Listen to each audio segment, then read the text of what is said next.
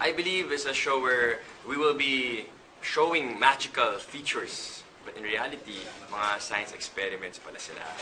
It's talagang mawawaw ka, mabibilib ka, but at the same time, matututo ka. Very educational siya. So pwede siya pampamilya, pang mga bata, may entertain kayo, and may educate pa kayo. So watch out for that. Very exciting siya. Meron din kayong, aside from the featured experiments, meron din tayong mga ginawang sariling experiments on the set. So, pati ako, na-believe, know-how din ako. And medyo naalala ko yung mga science classes ko nung bata pa ako. So, masaya itong show. Sila Moy, komedyante talaga mga yan.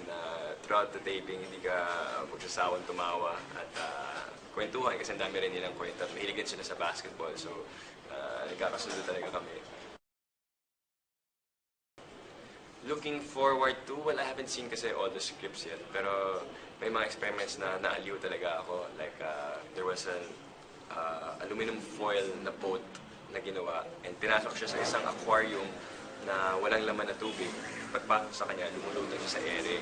So, syempre ako, okay to paano ba yung halata nangyari? Pati ako napakamot ng ulo. And then, in-explain, nga pala, tama, science nga yun. Ganun lang yun. Tapos meron pa isang billiard ball, yung billiards na project, where dalawang bola, kahit saan mo patamain sa banda, itatama siya sa bola at any angle. Yung trick doon is well, panoorin nyo na lang.